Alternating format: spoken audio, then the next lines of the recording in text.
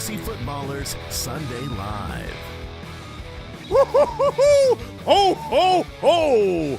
Merry Christmas! Playoffs, semifinals. We're here. Andy's not here. Andy struck a deal last night at the company Christmas party. That's 4 scats for me. 4 scats off. Anyways, I am your host today, Jason Moore. You're welcome. Late night at the company Christmas party. How you feeling, Papa Josh? I'm doing pretty okay considering. Yeah, there was some football going on during the Christmas party, and that was a wild and raucous affair. We have a Bears fan as part of our group that is too much of a Bears fan. He had the time of his life. I mean, what an absurd game. I had Josh Jacobs. So that sucks. Mike and I going head-to-head. But there's a lot of more news to get into this week. For this week's matchups, we are going to help you out with your biggest questions and answer a bunch of your questions, as many as I can get to in the amount of time. So let's not waste any more time. Let's get to the big picture. The big picture. All right, at the quarterback position, not really a lot going on. I would say that what's going on with quarterbacks is more about the wide receivers and the weapons that are in there, other than the stuff we already knew, the benching of Tua, Old Man Rivers is in, those type of things. At running back, this one I think is probably one of the biggest conversational pieces this week. It's Woody Marks, Nick Chubb, the Houston Texans. Mike made the Houston Texans cop out his starts of the week because the matchup is outstanding. It looked like Woody Marks was not going to play based on practice reports, but he is in and active. Nick Chubb back from the ribs, in and active. How will that affect Woody Marks? And then Jawad Jordan, who came on and looked great. They probably want to see what they have in him. So we'll talk about the three-way timeshare. Other news, Alvin Kamara and Devin Neal, they are out. So we'll look at the situation there and who the next man up will be. One of my starts of the week, a player that I am playing in the semifinals. So I'm sure we'll have some questions about that backfield. At the wide receiver position, this one blew my mind. I mean, we talked about this in the offseason, how important these, the $2 million of show up to play was for T. Higgins because his issue was not playing. I feel like they should not have put that in his contract. That is not good for his head. He is in. He's playing. When he got the second, third, fourth, 18th concussion in 18 plays in a row, it looked like, okay, you shelve him for the year. The Bengals aren't playing for anything, but he's playing for that money, and he's in. He's tough. That's huge for Joe Burrow, which I know we've got a lot of questions there. Another surprising one to me, Quentin Johnston is in and active. In my league of record team, I'm playing Gadsden at the tight end position. He takes a little bit of a hit. And then there are other leagues where I am actually throwing Quentin Johnston back into the lineup in that juiciest of matchup against the Dallas Cowboys. Rashee Rice out. We knew that. Ricky Pearsall also out. I would not expect to see him back with that knee injury. Drake London. Now, this is a 4:05 Eastern game, so you've got to have that planned out, mapped on your lineup. But he is expected to play, as is Marvin Harrison Jr. Expected to play, but the rumors are they're going to ease him back in with the heel injury. I'm not as bullish on him. This is the same game, London v. Marvin Harrison. London is pretty much straight back into my lineups because they don't have anyone else to throw the ball to. But with what Michael Wilson has been doing for the Cardinals, I feel like Marvin Harrison's a little bit of a dicier prospect. Also, he's not as good as Drake London as a player. Christian Kirk expected to play. I don't know that it's really factoring into anyone. At the tight end position, Dalton Kincaid and Gunnar Helm in. Njoku, Mason Taylor, Meowson Taylor out, and Noah Fant also out. All right, I want to speed through this and get to the people. How's the computer back there, Josh? It's good. We do have one slight update for Woody Marks. They said they're going to test him pregame to confirm his availability, but they are expecting him to be good to go. Just makes it dicier. I mean, the advice there is very, very difficult. I saw someone in the chat already that was like, Jason, please help us with the Woody Marks situation. And we'll you know what? We'll talk about that right now. Why say we'll talk about that later? Here's the situation. We don't know the exact health, but Woody Marks has left almost every single game this year injured and come back in most of them. He plays through. He's very Jalen Waddle. He'll get banged up. He will play. He is their starting running back. If everyone is healthy and active, he'll get the first opportunities. Obviously, if they're testing him in pregame warmups, maybe they shelve him. So you have to be ready to pivot close to kickoff. That should be going on basically right now. It's an hour before kickoff. So he's running and testing it right now. Maybe by the end of this show, we'll have a more recent update. If he's active, I think I'm starting him. I'm starting him over the middling tiers, like Audric Estime, a guy I'm playing. I would much rather play Woody Marks against the Raiders this week and take that gamble. But you have to look at your roster and say, do you need a high floor? He's volatile. He could go out there, re-aggravate it, and give you nothing. But he could also go out there and put up 25 points. I don't want to miss that on my bench. All right, now how's the computer? Warmed up? Ready? All right. Let's make glitter beards a thing. This is gorgeous. I'm looking good. All right, let's go.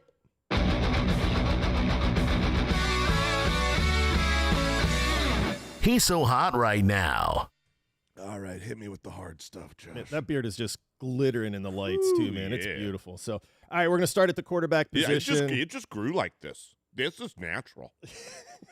All right. We're going to start with Joe Burrow or Drake May. Oh, man, right? I did say hit me with the hard stuff. Joe Burrow or Drake May. This gets a lot harder with the T. Higgins news. Joe Burrow had me a little bit worried. The Miami Dolphins, great matchup on paper. They're not a difficult matchup to throw against. I know they kind of shut down the Jets a couple weeks ago, but it was the Jets. It's like, how hard.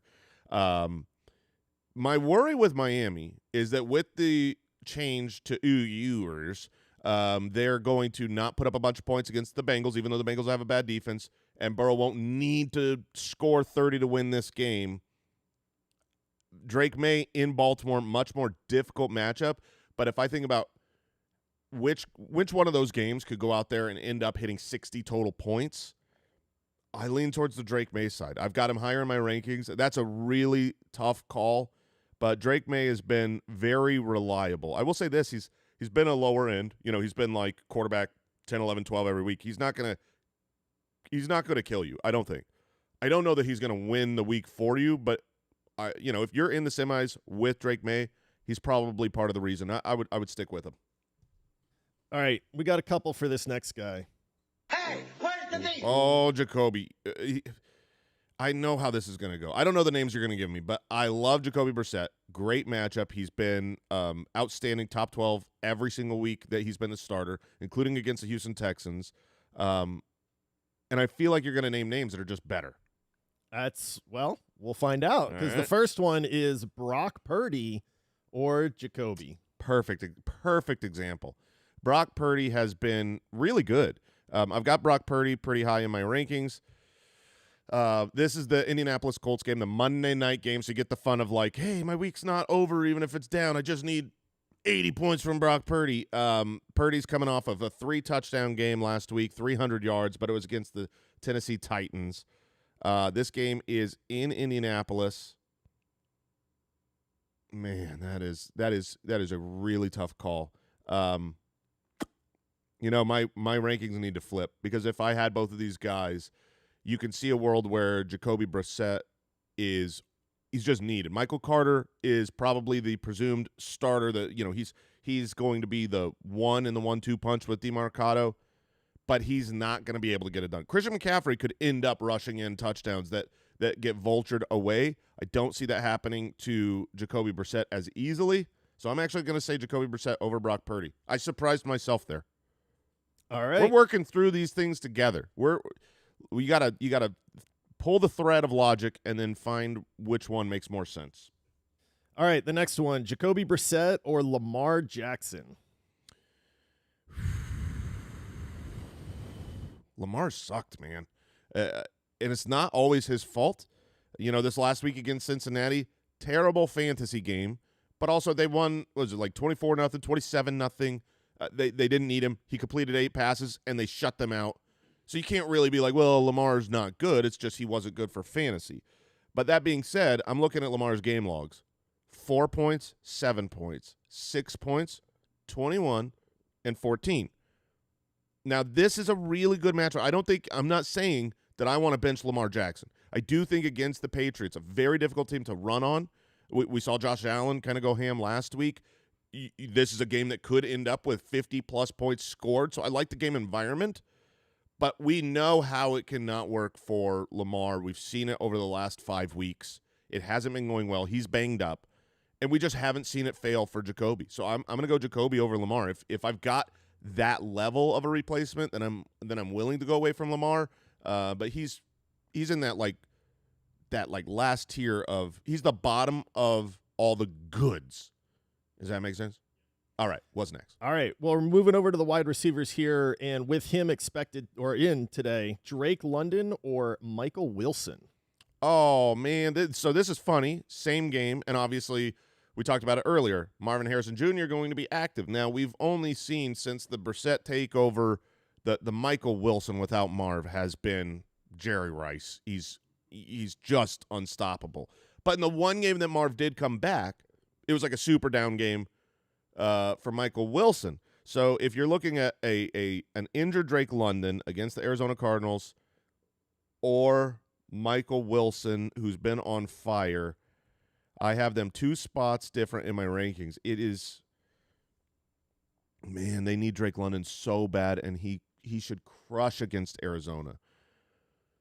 But if you're talking through the thread of logic, you say that Drake London is coming off of an injury. One bad hit, and he re-aggravates it. They're not playing for anything, and he sits. Drake London can be elite. We've seen Drake London as the wide receiver 1 on a week.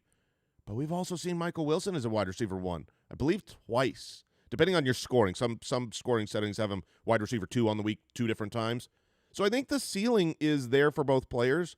The floor with the injury scares me with London. I like getting London in my lineups, but I can't imagine moving away from Michael Wilson. Andy's start of the week, I'm going to pick Michael Wilson there. All right, we're staying on this Drake London thing with him being in. This is probably a lot of people questioning. Give me someone who sucks. Give me an easy one. All right, this one's super easy. Over Xavier Worthy, Drake London. Drake London or Mike Evans? Oh, that's not easy. Mike Evans balled out this last week. I guess it is easy. It's an easy Mike Evans for me. I wanted an easy Drake London, though. No, Mike Evans been playing great. His snap percentages, 55% of snaps last week, 55. And every time he was on the field, Baker was throwing the ball to him. And they have that connection. He can always have the one big play. So I'm going to stick Mike Evans in all my lineups. All right, we're moving to the running backs. We've got a rare running back versus wide receiver one here. So we're going to start with a little flex option. Yeah, a little bit. So Michael Carter or Emeka Egbuka. Oh, man. Emeka Egbuka. Yeah, Emeka Egbuka has been really disappointing, obviously. You look at the last 2 months, and it's been like 2 decent games. Now, he was pretty good last week. He wasn't like he didn't crush it for you for fantasy. He is the far more talented player. If you just look, Michael Carter, you know, the whatever 5th, 6th string with all the injuries ahead of him. Michael Carter has much more guaranteed work. So if I need a floor play here, if I'm in the lead, I'm projected to win by 15, Michael Carter is probably the play. If I'm looking for high upside, someone that could go out there and you know, really, really dominate, we've seen Egbuka do that. And ironically, when we saw Egbuka do that, it was when Mike Evans was on the field earlier in the season. I don't necessarily think that hurts Egbuka. So I would say in most situations, if you're at that question, you're not going to be a 15-point leader in the projections. If you're looking at putting Michael Carter in your lineup, you're probably even or an underdog. And in most of those situations, I'm going to go a big boo, Emeka Egbuka. All right, we're staying with Michael Carter on this one. All right. And this name did come up this week. Michael Carter or Audric Estime? Oh, dude, this is such a great question. And I've looked at this deeply all morning because in our league of record, I'm facing off against Mike in the main league in the semifinals. Winner goes to the championship, probably against Papa Josh. And on my roster, I have Michael Wilson and Audric Estime. I wish I had played, one of them over Josh Jacobs, but, what's done is done. and I'm trying to decide what I do. And it's a very, very similar situation to what I just described with Igbegbu. It's going to become like where you end up saying Igbegbu as his name just because the joke is like every time I want to say his name, I want to do the Gronk thing. Michael Carter is a way safer play. We don't know for sure that Audric Estime is the starter. Jonathan Gannon came out and basically confirmed that Michael Carter is going to be the starter. He talked him up. He said, our team is better with him on the field right now. Really good things that you want to hear. So volume-wise, if you're telling me which one of these guys gets 15 touches, and they're both in good environments, it's Michael Carter. So in a vacuum, I think Michael Carter is a better, safer play. Evan Hull for the Saints, he could end up being the starter. We don't know for sure that it's Estime. I do think that around the goal line, they're going to bring in the big beef boy, 227-pound back. But how many goal line opportunities do you get? I don't know. For my roster, I am starting Audric Estime over Michael Carter. I am a wild underdog. After the Josh Jacobs 5-point burger, Mike's got a super team, so I need someone that can go out there and shock. Like, just be like, whoa, we didn't see this coming. I don't think Michael Wilson can do that. I think Michael Wilson could get to, maybe he gets a touchdown and a lot of volume, and you're really happy with 16, 17 points. But what we've seen for the matchup from Estime against the Jets, since they've gotten rid of Quinnen Williams, their run defense is non-existent. And maybe this is Estime's chance to really break out and show that he's got something a little bit special. Tyler Shucks got that team moving. And so I think if you have to swing for the fences and you're really hoping for a monster game, go Estime. Otherwise, in most situations, it would be Carter. I'm going Estime as a severe underdog. All right, this one's the battle of the rookie running backs here. We've got Travion Henderson or Quinshon Judkins. This is funny. You said that. I'm looking at my rankings, and I have 3 rookie running backs back to back to back, and those are 2 of them. I've got R.J. Harvey, Travion Henderson, and Quinshon Judkins back to back to back. Judkins will be at the end of that list for me. I think he's very talented, but this team is not trustworthy.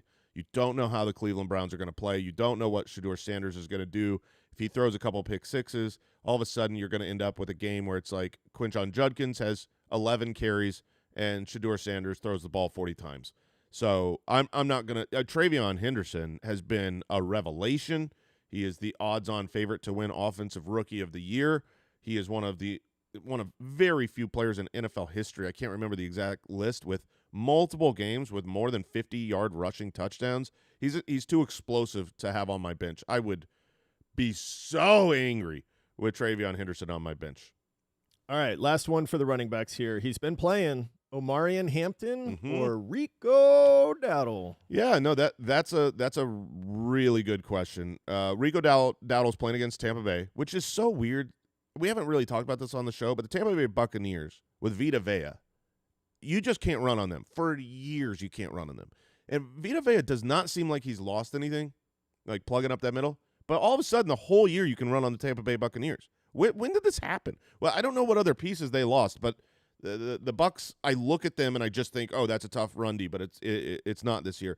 Omarion Hampton against the Dallas Cowboys, I would honestly say the Cowboys have a better run defense right now than the Tampa Bay Buccaneers do since the Quinnen Williams trade. But there are an average of 59 points scored, like NFL points scored in Dallas Cowboys games this year. I want pieces in the I want to play Justin Herbert. I want to play Omarion Hampton. I'm still playing Gadsden, even though Quentin Johnston is active. I'm playing Quentin Johnston in another league. Like I pretty much always want players in Cowboys games because there's opportunities for nuclear explosive situations. So I'm going to take Hampton there, which means I need to adjust my lineup a little bit, my rankings. And keep in mind, if we don't get to your question or answer it here, we're always adjusting our rankings right up till kickoff. You can look at all the tools. You can go to footclan.com or thefantasyfootballers.com. You can see our start-sit tool, which you can do cross-positionally. You can look at just, wide receiver. You can put up to 4 players, and it will give you more than just this guy. It'll tell you the game conditions, the over-unders, who's favored, by how much, a lot of details where you can look at these. I mean, our goal here is not to just tell you what to do. It's to give you all the information and teach you how to make your own decisions, and our tools are great. Our tools are the best. So go to thefantasyfootballers.com. We will be adjusting our rankings right up till kickoff. We want you to win unless you're our opponent. Next question. All right, we've got one. Mike, I want you to lose so bad. Go on. We've got one tight end question here. All right. And I know a lot of people, myself included, are struggling with this guy this week. Tyler Warren or Darren Waller? Goo. This is really, really tough. It's quarterback situation, right? These are two great players. I have been holding on to Darren Waller for this matchup for weeks, just so that if I play in the semifinals, which I am, I can play him against the Bengals, which I am not doing because Ewers is taking over. And if Tua was the quarterback, I would love to play him. I think the over-under on Ewers passing touchdowns is probably 0.5. I haven't looked at the books, but that's my guess. He might throw a passing touchdown. And I know it's the Cincinnati Bengals. Maybe he'll throw 3. Maybe he'll really surprise. I know Mike hated his college tape. He was like a 7th-round pick. Anyways, this is not like some superstar quarterback. I'm worried about the touchdown opportunities. And Darren Waller hasn't been an every snap player. He's really been thriving on touchdowns specifically. So, the other hand, Tyler Warren, who's got that dog in him and is awesome, he's got a grandpa, literal grandpa, throwing him the football. He had 6 targets last week, and it amounts to nothing. So in both situations, you're really, really, really worried about the quarterback play. Like, which quarterback could be better? Ewers. Ewers could be better because he's unknown. It's like, oh, maybe we'll see something special. That could happen. My guess is that both quarterbacks are bad. And if both quarterbacks are bad, I'm going to play the better player, and that's Tyler Warren. He is a younger freak athlete, top pick in the NFL draft, has looked awesome this year. If with another week under practice with Phillip Rivers, they can push the ball downfield just a little bit more, get to that 10 to 15 yard range for Tyler Warren. I could see that happening this week. I would, if I had to say who's going to throw 2 touchdowns, I got to bet on one of them to do it. I would bet on Phillip Rivers throwing 2 before I bet on Ewers. So that's a tough one. Man, I'm so mad at Mike McDaniel for taking away my sweet, sweet Darren Waller. And now he's going to be on my bench, which means go ahead and play him. He's going to get 4 touchdowns. All right, is that the final question here? That's it, man. The people need you. All right. I'm coming to you to answer your questions right now.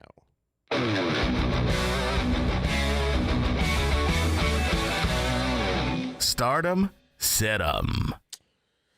All right, here we are. Oh, we got Waller or Waddle, full PPR. Gross.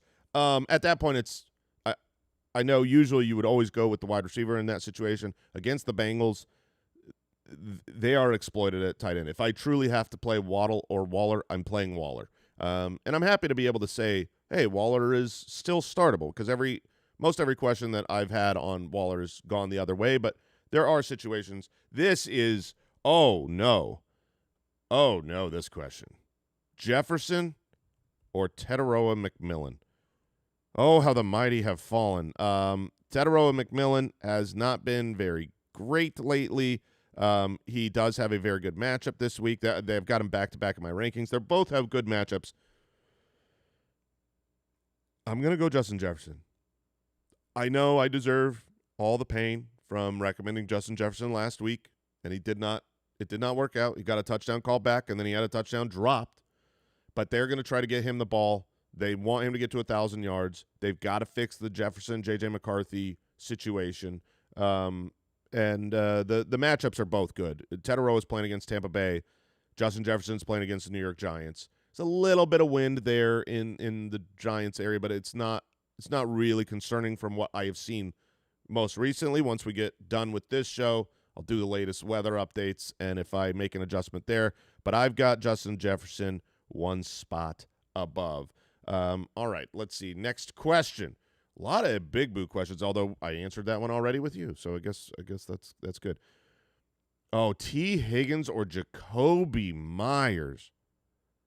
Wow, that is tough. Jacoby Myers has been so good since the trade. He's been good. He's talked about how much the Jaguars love him, want him. They gave him $60 million, but he's going on the road to Denver. It's not going to be as easy there. Gosh, that is really tough. T. Higgins coming from the concussion. T. Higgins is a better player. T. Higgins has the better quarterback. T. Higgins has the better matchup. He's got the higher risk with the concussion.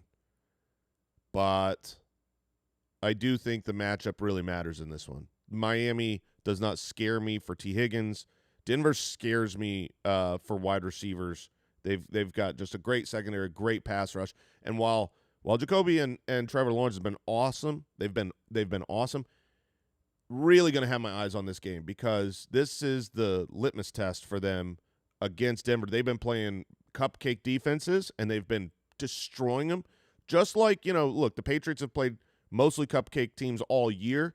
You can't give them crap for beating the crap out of them. Like, you don't make the schedule. They've been doing great. So now I want to see it against this matchup. I'm going to go with T. Higgins. Wow. Lamar or Jacoby, we answered that one earlier. We went with Jacoby. Vidal or Hunt? That is very interesting. Wow, because Vidal, the Cowboys aren't this great matchup for running backs usually, but I want players in that game, and he is still involved, splitting time, and still involved in the passing game. Hunt, it's really hard to start a Chief right now. You don't know what the Chiefs are going to do. Without Patrick Mahomes, they've already put several guys that are like usually questionable that you would assume would start. They've already ruled them all out. They're now playing for a pick instead of for the playoffs and seeding for the first time in over a decade. The matchup, though, against Tennessee, I mean, it's not like the Chiefs should score no points with Andy Reid and good options. Man, that is tough. Man, I don't want to play Chiefs. I want to wait and see what we see here. I want the game script of the Cowboys game. I'm going to go Vidal there and a little bit surprised myself. Baker or Dart? How much time we got? Oh, we're already over time. But this is semifinals. I'm not going away just yet. I'm going to help you as much as I can here. Baker or Dart? I'm going Dart there. Baker, I think, will be better with Mike Evans back and the whole gaggle of wide receivers. He just hasn't been very good recently. I still think he's playing through an injury, and after the season we'll see like, oh, Baker got, a little procedure done on his knee or shoulder or elbow, whatever. Dart's awesome. Dart's been good far more often than he hasn't. They're at home, and he runs the ball so much. So I'm going to go Dart there. I'll take 3 more questions. Dowdle or London? I'm going to go London there. Get Drake in there. I mean, they need him. You saw Kyle Pitts get 40 points last week. The reason was there's no one else to throw the ball to, and there was a defense that couldn't stop anyone. Well, there's really no one else to throw the ball to there, and the Arizona Cardinals can't stop anyone. So Drake London is a pretty good start. Dak or Dart? Whew. I mean, I would be starting Dak. I can definitely see how it goes wrong. The Chargers defense is good, but at home, Dak against the good Chiefs defense was good. Against the good Philadelphia Eagles defense was good. So it's like you can see how it goes bad now that they're out of the playoffs. Maybe they're not motivated, but I'm going to roll with Dak. He has been very good, and even though he had a down fantasy game last week, he still threw for 300 yards. The rushing touchdown just came. My hope of hopes, because I've got the Dak CD stack against Mike. I have to. Hey, what you need to do for me, since I've done this for you, is you need to sit down, say your prayers for 2 touchdowns, CeeDee Lamb. Okay, I need the Dak CD stack so bad. I need Justin Herbert to go hog wild. I want Herbert to have just 404. That's it. So that Dak has to keep throwing, and Dak needs to have 303, 2 to CeeDee. Okay, now that we got that good, we got 2 more questions to go, right? If my math was right. I don't know that it was. Fannin or Bowers? I've got them back-to-back in my rankings. I understand the question because Fannin has had so much of the percentage of the market share, and Bowers has had disappearing games. Looks like Geno Smith is going to play. I'm going Bowers there. I'm going to stick with the absolute stud of studs. It's an interesting question. I could see Fannin having more points at the end of the game, but if one of these guys was to go off for 30, it's going to be Bowers. And if that happens on my bench, nope. That's not a thing I can live with. All right, the final question before our semifinal matchups will be Jennings or Ladd McConkey. I'm not leaving on a cupcake here. I'm taking the hard stuff. Juwan Jennings on the road against Indianapolis, Monday Night Football game. Ladd against the team that cannot stop wide receivers in Dallas. I've said I want pieces of that. Honestly, these are both really good plays this week. I'm gonna use the tiebreaker of the fact that Quinshon Judkins came back and is active this week. There's just more mouths to feed there. There's 2 injuries here. Pearsall is out. Pearsall's been ruled out, so Jennings gets a bump up. Quinshon Judkins, I'm sorry, did I say Judkins earlier? Quentin Johnston is active, and so that gives a bump down to Ladd. I'm going to go with Jennings for the final start of the week. And plus, the nice thing about having a Monday night player is after today, if it goes poorly, you still got hope. You go, I just need 28 from Jennings, and it could happen. All right, guys and gals and people and warriors, Foot Clan, please, everyone watching, win. That's all I'm asking. And everyone talking right now, also win. That's all I'm asking. All right. As Mike says, may you do well. May your enemies drink your tears. He doesn't say it like that, but that's how I say it. Have a good one, everybody. Go get them W's. Eat them like Jameis. I'm going to go freak out now. That's my job. I'm going to go freak out, put my head. I'm going to lay down flat on the ground until this day is over after I update my rankings. Have a good one, everybody.